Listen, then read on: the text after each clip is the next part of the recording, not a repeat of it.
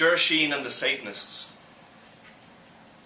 Willie Burns' fuck your mother swagger was a swagger to mug you off. A swagger, a beautiful man swagger, to warn we're half a chance given he would actually fuck your mother. A deed he had done to many a man of Ballybolgia.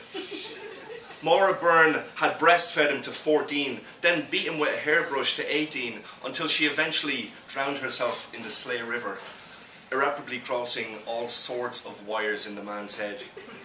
Quoted as saying he couldn't do it with a woman who wasn't a mother, not unless, he said, he equipped himself with 2 lollipop sticks and an elastic band. Unsurprisingly, full-time employment was somewhat problematic. Willie Byrne had been thrown off more building sites than asbestos for his inclination towards the maternal. For pint money, he odd-jobbed for town folks with no mothers above ground.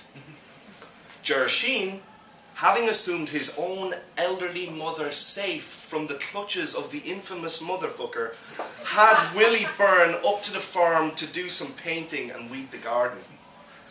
Down in Phelan's, with a few too many pints on board, Ger Sheen had said he may as well have hired Stevie Wonder to do the fucking job for all the spilled paint and missed weeds.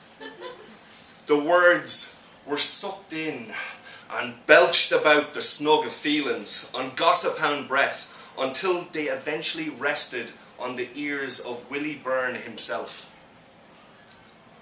"I'll show him a Stevie fucking wonder," Willie Byrne said, and the gossip hounds sat back, sipped their pints with smiles on. This was Ballybolgia, a town of lunatics, bullshit artists and storymongers, always a spit from self-annihilation, fashioning their normalcy against distorted, twisted and embellished stories of everybody else's abnormality. Stories were the entertainment. At a certain age that varied from man to man, when futility was recognised, the men of Ballybolgia would resign themselves to Tom Phelan's snug to see who could sit there the longest, collecting fall stories like scalps. Tom Phelan would nail the fallen's photographs to the wall for reminder. The men of Phelan's would nod their creamy pints of stout at them, using their stories as both inspiration and as warning, depending on the conversation. When a photograph went up, the story belonged to everybody, to do with it as they saw fit, adding details to details, fashioning and forming the story to make sense of the senseless, sometimes tangling the original story so much in fabrication that it became an out-of-control juggernaut of a story that had to be reined back in by the realists. Not long after the Stevie Wonder comment, Ger Sheen got up like any other day to milk the cows, only to find Willie Byrne in his kitchen eating a bowl of cornflakes. Willie Byrne was wearing just his underpants, his balls sagging down the left leg of them. And all Ger Sheen could do was stand there, his mouth agape, knowing what had gone on, but wishing to baby Jesus it had not. Too stunned to say anything, too stunned to kick the shite out of Willie Byrne. And Willie Byrne slurped the last bit of his cornflakes and said, "That owl one of yours could suck a frozen turkey through a tennis racket, Sheen."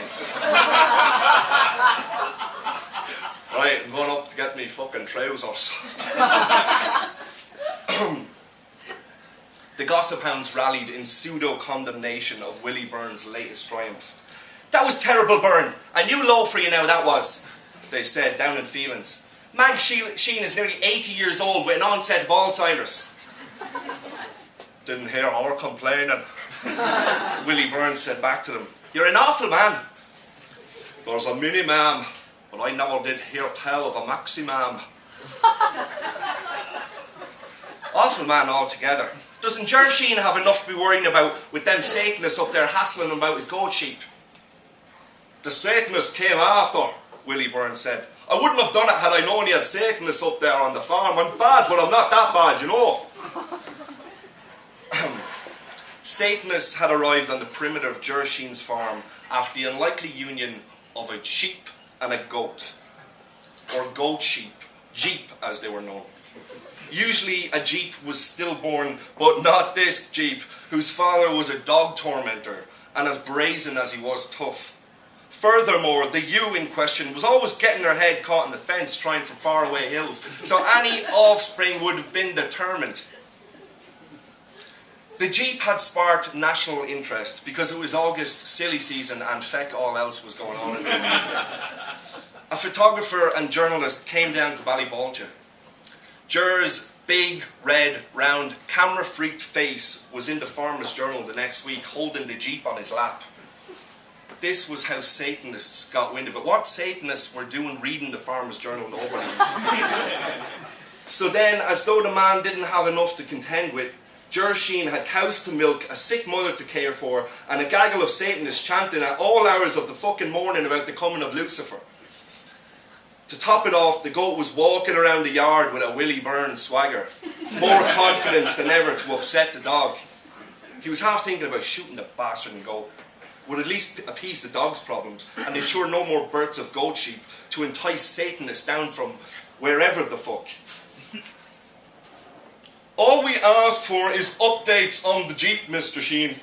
Whether it makes marks in the ground or has any unusual rituals, the head Satanist shouted.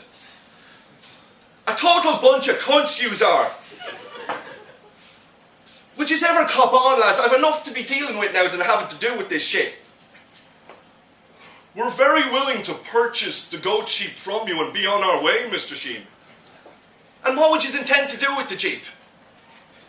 Sacrifice it. Would yous ever fuck off now to fuck? It was time to give Father Horsebox a call. Father Horsebox was so called because as a young priest, he was caught stomping out the back of Tom Phelan's horsebox while fastening his belt. Followed not 2 seconds later by his dishevelled housekeeper, a look of sweaty sex on both their faces, and it became quite clear to Tom Phelan what had been going on. They done it in me horsebox, lads! Go way out of that, Tom, now, the town cried. No word of a lie, lads. Doing up his belt he was, and the look of sweaty sex on both their faces was unmistakable. Why would he be doing that in your horsebox, Tom? Sure, wasn't he looking to buy it? Jesus, went to town. In your horsebox? In me fucking horsebox is what I'm telling yous. He does come alive in an equine atmosphere, said the philosophers. Aye, the fucking bookies, said the realists. Gambling was Father Horsebox's vice, as was drinking, swearing, smoking, and women. He was also prone to occasional acts of vandalism and larceny when the gambling, drinking, smoking, and women were not going so well. On the face of it, Father Horsebox was a terrible priest who, truth be told, didn't believe in God and should have been excommunicated his first week out of the seminary. The thing was, Father Horsebox was Rambo in a crisis, and that, in a nutshell, was what Jesus was all about. Ger Sheen called the parochial house, but Father Horsebox was in a meeting. The housekeeper asked him to leave a message. Well, do you have a pen? He asked. I do, she said, but Ger Sheen knew full well she was a doddery old one and wouldn't know the difference between a pen and a Tuesday. Just tell him it's getting bad with these Satanists, would you, Eileen? Bad, Ger. It's getting bad with... Bad, yeah, bad. It's getting bad with these Satanists, Eileen. How bad, Ger? Is there a scale on how bad it gets with Satanists? Grand, so tell him it's a 9 on how bad it gets with Satanists, would you, Eileen? A 9? That bad? Well, I'm keeping my Jeep inside for fear of kidnap, even though it's scaring the fucking bejesus out of me because it's acquired a taste for chicken and won't eat anything else. And never in a million years did I think I'd say this, but I brought the ewe inside too, because, well, Willie Byrne has got wind of the situation. I think he wants to have intercourse with it because he thinks it's the mother to Satan incarnate. It's getting pretty bad, you know. That does sound like a 9, all right. But you may tell him yourself, because I won't remember all that. I'll put him on to you.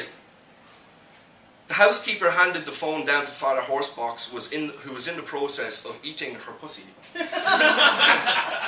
How are you, Ger? Satanist, is it? Yes, Father. Right, well, I'll be out as soon as I can, Ger. Thanks, Father. Father Horsebox hung up the phone and cut the foreplay short. Sorry, Eileen, I have to be quick about it. Afterwards, Father Horsebox drove out to Ger Sheen's farm. The gate nudged open with a push of the bumper, and he snail-rolled into the farmyard, finding neither sight nor sound of a Satanist. The lights were all off in the house. He didn't know what to do. He turned off the engine and listened to it cool, until Ger Sheen ran across the farmyard towards him, naked as the day he was born, the fear of God on his fucking face. What happened, Ger? Father Horsebox asked, but Ger Sheen would never say. Not to Father Horsebox, not to the sergeant, and not to the Dublin homicide detectives who came down after the Satanists, Willie Byrne, the Jeep, and poor old Mrs. Sheen were all dug up dead out of his silage pit. What happened that night, Ger? Asked psychiatrist after psychiatrist, but Ger Sheen was gone, long gone. Eventually, wasting away in the corner of a Dublin psychiatric hospital. Without solid explanation, there was nothing could be done but speculate. The story met somewhat of a cul-de-sac. There was nowhere for it to go but around and around. The gossip hounds piecing it all together from the accounts of Father Horsebox and his housekeeper. Bits being added, bits being taken away. After the Sunday World expose, Father Horsebox eventually admitted that the head Satanist was his and Eileen, the housekeeper's son. They had hidden him away in the Dublin boarding school, where he fell in with Satanists, and being the son of an illegitimate priest, quickly climbed the ranks. Father Horsebox was finally excommunicated and moved to America with the housekeeper. Or maybe it was Cuba. Some said this, some said that. The story would find a common ground until some bored and drunk gossip hound went messing with it all over again. Tom Phelan framed the Farmer's Journal photo of Ger Sheen holding the Jeep, then hung it to the snug wall. And when people asked about it, the story would always begin the same. Willie Byrne with his fuck your mother swagger, a swagger to mug you off. A swagger to warn were half a chance given he would actually fuck your mother. A deed he had apparently done to many a man of Ballybolgia.